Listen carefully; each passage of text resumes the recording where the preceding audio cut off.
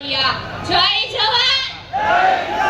જય જવાન જય કિસાન ખેડૂત એકતા જિંદાબાદ ખેડૂત એકતા જિંદાબાદ હું અહીં તમામ ખેડૂતો તથા અહીં મહામંચ પર બિરાજમાન વડીલો તથા ક્રાંતિકારી યુવા મિત્રો અને જે પોતાની માતૃભૂમિને બચાવવા કાતિલ અગ્નિકારી પરીક્ષામાંથી પસાર થતા એવા આપણા ખેડૂત મિત્રો ભાઈઓ, આપણે જ્યાં છાવણી નીચે બેઠા છીએ તે કોઈ રાજકીય સભા કે કોઈ મનોરંજનનો કાર્યક્રમ નથી, પરંતુ આ છાવણી એ આપણી અસ્તિત્વની, આપણી અસ્મિતાની અને આપણી આવનારી પેઢીની રક્ષા છે.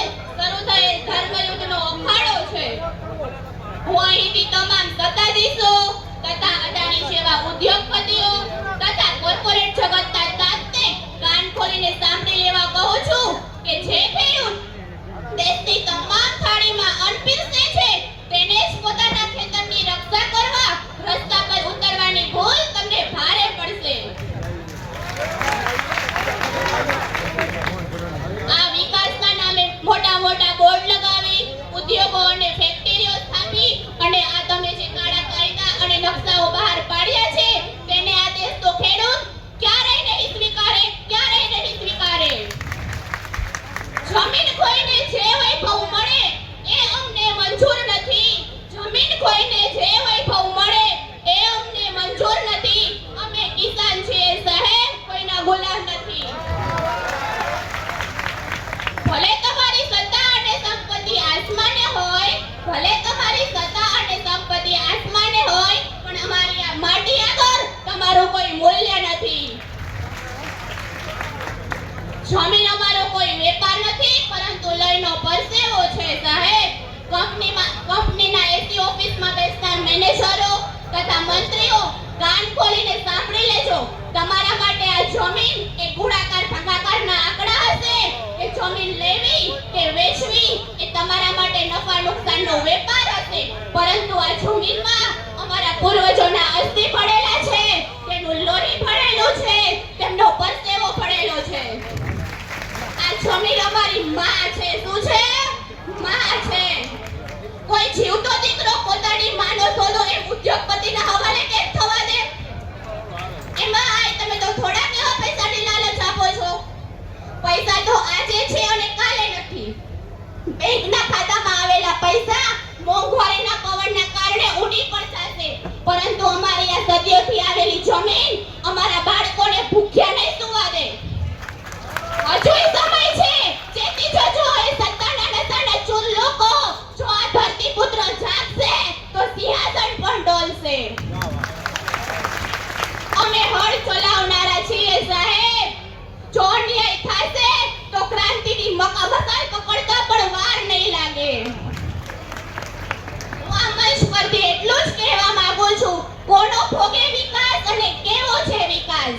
કે અદાણી જેવા ઉદ્યોગપતિની સંપત્તિ ડબલ થાય, તેના શેરના ભાવ આસમાને પહોંચે, તેના માટે એરપોર્ટો અને બંદરો રચાય. આ છે વિકાસ. જે ખેડૂત પોતાની જમીન ખોઈને તે જ જમીનના ગેટ પર 5-10 હજારની નોકરી માટે સિક્યુરિટી તથા મજૂરનું કામ કરે, આ છે વિકાસ. અરે લોકો, આ વિકાસ નથી. સાંભળજો, આ વિકાસ નથી. આ એક લોકશાહીના મહોરા પાછળ છુપાયેલી ખુલ્લેઆમ લૂંટ છે. શું છે? ખુલ્લેઆમ લૂંટ છે. જો સરકારને ખરેખર દેશનો વિકાસ જ કરવો હોય તો હજારો હેક્ટર જમીન ખાલી પડી છે, ત્યાં જઈને કરો ને વિકાસ. તો કામ અમારી આ 3 પાક આપતી જમીન પર બુલડોઝર ફેરવવાનો હક તમને કોણે આપ્યો?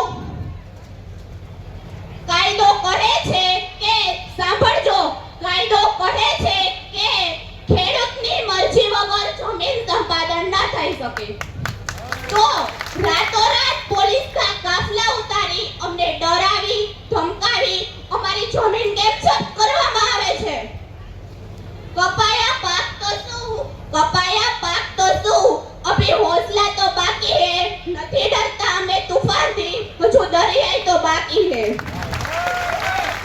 બધાને એમ હશે કે ખેડૂત એકલો છે, લાચાર છે, પરંતુ આ છાવણીમાં આખો ઇતિહાસ પણ બાકી છે. કોઈ કલેક્ટર ઓફિસ હોય કે પોલીસ સ્ટેશન હોય, પરંતુ આ સામાન્ય માણસની ફરિયાદ સાંભળવા કોઈ તૈયાર નથી. પરંતુ કોઈ કંપનીના એસી ઓફિસમાં બેસતા મેનેજર એક ઈશારો કરે તો આખું વહીવટી તંત્ર ખેડૂતોને દબાવવા દોડે છે. આ છે વિકાસ. પરંતુ યાદ રાખજો, આ સત્તા તો 5 વર્ષથી મહેમાન છે. આજે તેમની પાસે ખુરશી છે, કાલે નહીં પણ હોય. પરંતુ અમારો આ ખેડૂત, અમારી આ ખેતી અને અમારી આ માટી કાયમ રહેવાની છે.